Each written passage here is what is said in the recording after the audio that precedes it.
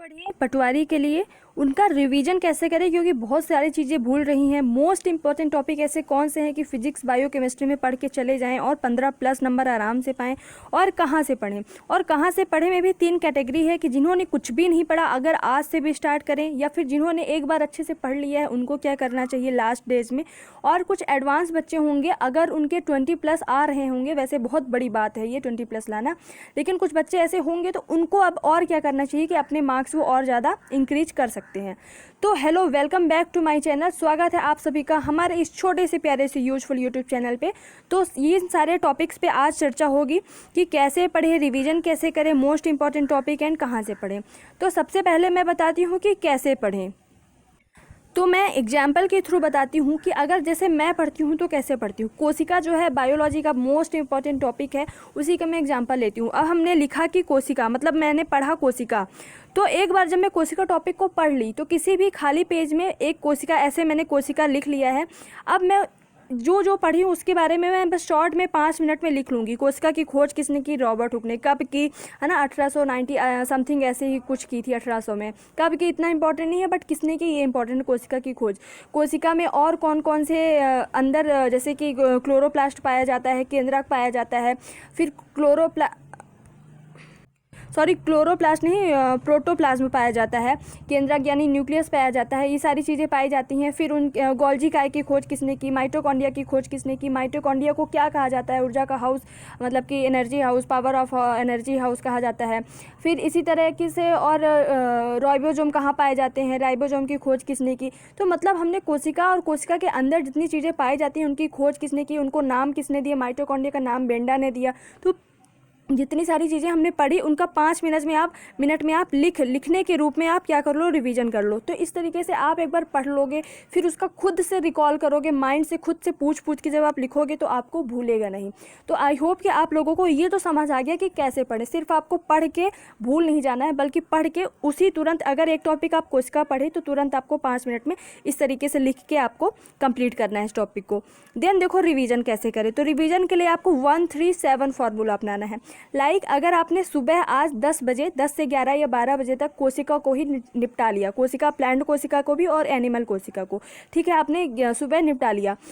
1 का मतलब क्या है कि आप उसी दिन, एक ही दिन में, रात को सोने के पहले उसको अगर देखो अच्छे से पढ़ ली हो तो रिवीजन करने में मुश्किल से 15 मिनट लगेगा या 10 मिनट, ठीक है। तो आप उसी दिन सोने के पहले उसका रिवीजन कर लो साइंस में। फिर क्या करो, आप आज कहिए, आज आज 7 फरवरी है, ठीक है। तो आज आप सुबह पढ़े, ठीक, और रात में एक बार रिवीजन कर लिया, एक रिवीजन आपका हो गया। 3 का मतलब है कि 3 दिन बाद फिर से आप रिवीजन करो इसी टॉपिक का। तो जो आपने पढ़ा है तो 10 को आप फिर रिवीजन करो कोशिका का, या फिर जो भी पढ़ रहे हो उसकी बात बता रही हूँ। और ये सिर्फ साइंस में नहीं, हर एक सब्जेक्ट में ये आपके लिए बहुत ज़्यादा, मतलब बहुत महत्वपूर्ण साबित होगा। Revision is the key of success, ठीक है, इतना याद रखना। देन 7 क्या है कि आप आज पढ़े, 7 को पढ़े, फिर 10 को भी रिवीजन कर लिया, और उसके बाद आप मतलब लगभग 7 दिन बाद, यानी कि लगभग 14 या 15 फरवरी को फिर से रिवीजन कर लो। तो एक टॉपिक का आपने एक बार रिवीजन कर लिया और 3 बार रिवीजन कर लिया, यानी आप एक टॉपिक को 4 बार पढ़ लिए। और अगर एक टॉपिक को आप 4 बार पढ़ लेते हो तो आपको भूलेगा नहीं। वहाँ जाके अगर कुछ ऐसा भी उसी से आसपास रिलेटेड कुछ ऐसे क्वेश्चंस आएंगे ना कि बिल्कुल आपने पढ़ा नहीं है, लेकिन आपको वो लॉजिक, कहते हैं ना कि लोग तुक्का भी मारते हैं, तो तुक्का उनका लगता है जिन्होंने पढ़ा है, जिन्होंने मेहनत की है, तो उन्हीं का लॉजिक लगता है।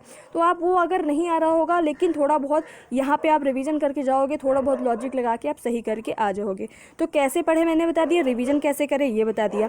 अब चलते हैं कि मोस्ट इंपॉर्टेंट टॉपिक कौन से है। तो मोस्ट इंपॉर्टेंट टॉपिक मैं आपको पहले बता देती हूँ।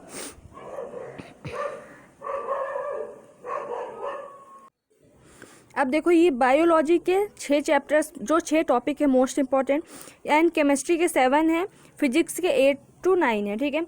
तो सबसे पहले आप जब पढ़ो साइंस तो सबसे पहले आप बायोलॉजी को निपटाओ, देन आप केमिस्ट्री को निपटाओ, देन फिजिक्स को निपटाओ। ये है आपका प्रेफरेंस, ठीक है, साइंस में।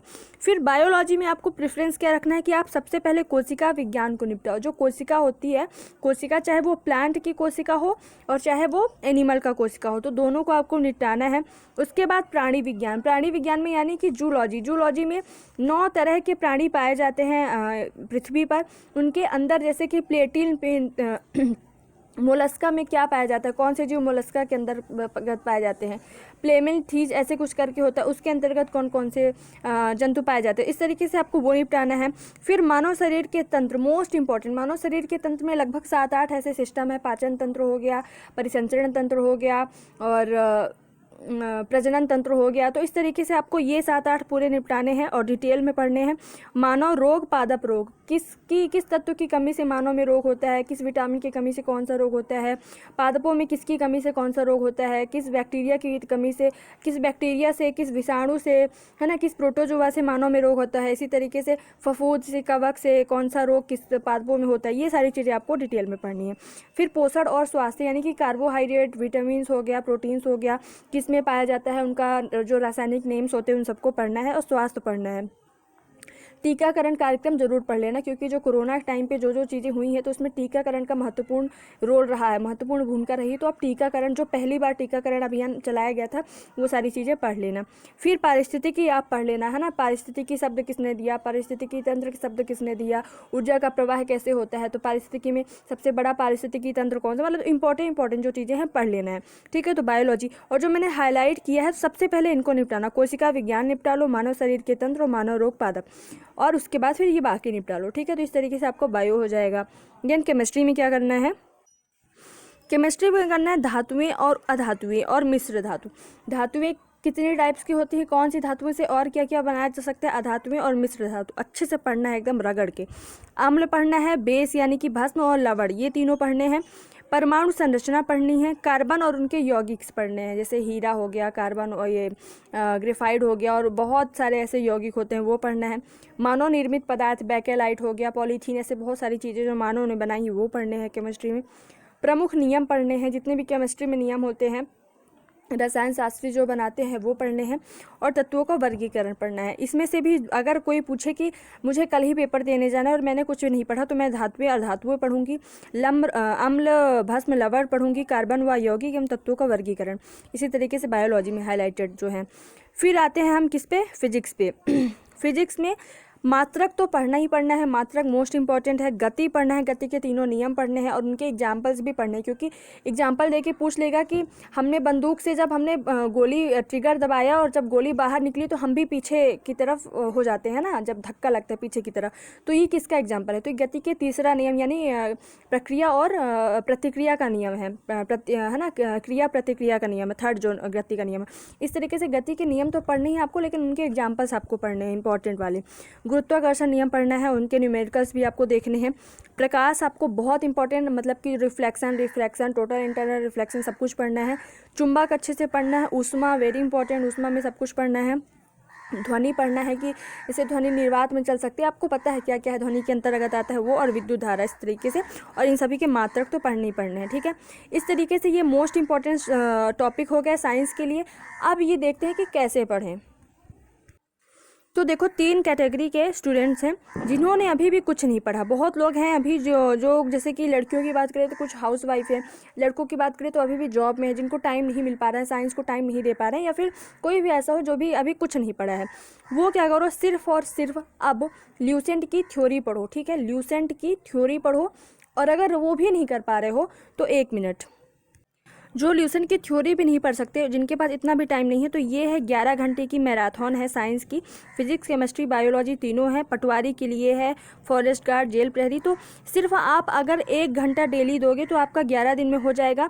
11 दिन, अगर आप आधे घंटे दे पा रहे हो तो लगभग 22 दिन में हो पाएगा। ठीक है, लेकिन आपको अच्छे से नोट्स के साथ इसको बनाना है और लिखना है और पढ़ना है। ठीक है, अगर कोई कुछ नहीं कर सकता है तो इतना भी कर लोगे तो आपके 10 नंबर 12 नंबर कहीं नहीं गए। एकदम जो जीरो है मैं उनकी बात कर रही हूँ। ठीक है, ल्यूसेंट थ्योरी आप मत करो। अब आते हैं सेकंड कैटेगरी पे, जिन्होंने एक बार पढ़ लिया है पर उन्हें लग रहा है कि अभी हमारे 15 नंबर ही आ रहे हैं, 16 नंबर ही आ रहे हैं, तो उनको और क्या कर सकते हैं, वो उनको मतलब वो कैसे बढ़ाएं। तो देखो वो अभी और कैसे बढ़ा सकते हैं, ऑब्जेक्टिव सॉल्व करके। तो आप ल्यूसेंट की ऑब्जेक्टिव लगाओ। ल्यूसेंट की ऑब्जेक्टिव में मतलब 1500 बायोलॉजी हैं और 1500-1600 फिजिक्स हैं, 1500-1600 केमिस्ट्री हैं। तो लगभग आप जब 4-5 हज़ार ऑब्जेक्टिव लगा लोगे और प्रीवियस ईयर के क्वेश्चंस कर लोगे तो मतलब आपका लगभग 20 नंबर से तो ऊपर आएंगे, मतलब 20 से कम तो नहीं आएंगे, 20 के ऊपर ही आएंगे इतना करने के बाद, अगर आपने सच में अच्छे से वाकई पढ़ लिया है।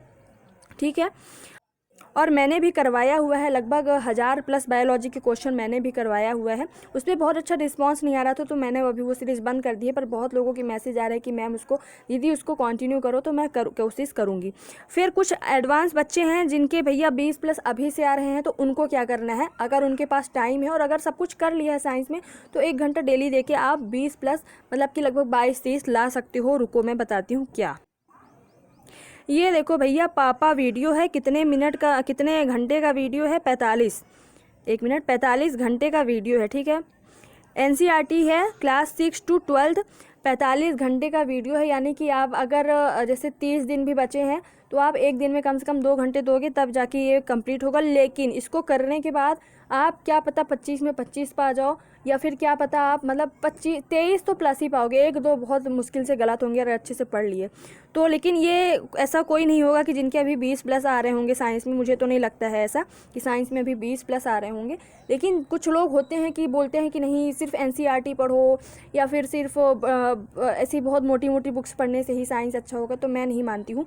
अब मैं ये भी बता देती हूँ कि मैं कैसे पढ़ती हूँ। तो मैं ऐसे पढ़ती हूँ साइंस की, पहली बात तो मैं सिर्फ ल्यूसन थ्योरी पढ़ रही हूँ। मैंने बार बार ल्यूसन थ्योरी पढ़ा है, हर एग्जाम के लिए ल्यूसन की थ्योरी पढ़ा है, और साथ में मैं ल्यूसन के ऑब्जेक्टिव लगाती हूँ। और जब ये दोनों अभी मेरे कंप्लीट नहीं हुई, ये दोनों जब अच्छे से फिर से रिवीजन हो जाएंगे, देन उसके बाद में और जहाँ से भी ऑब्जेक्टिव मिलेंगे मैं उनको लगाऊंगी। जहाँ जहाँ से मुझे मिल जाएगा साइंस के क्वेश्चन, जिधर से मिल जाएंगे उधर उधर से मैं कर लूँगी। लेकिन अभी ल्यूसन थ्योरी को कम से कम 3 बार रिवीजन करना है, ल्यूसन ऑब्जेक्टिव कम से कम 3 बार रिवीजन करना है। तो मैंने सब कुछ बता दिया कि भाई कैसे पढ़ें, रिवीजन कैसे करें, और मोस्ट इंपॉर्टेंट टॉपिक भी बता दिया है, कहाँ से पढ़ें, ये सारी चीज़ें बता दी हैं। अगर ऐसे ही वीडियोज़ और अन्य सब्जेक्ट के आपको कुछ ऐसा टॉपिक चाहिए तो आप कमेंट में करके ज़रूर बताना। चैनल को सब्सक्राइब करना ना भूलें, क्योंकि ये चैनल बहुत ही उपयोगी सिद्ध हो सकता है आप लोगों के लिए। Thank you so much. जय हिंद, जय भारत।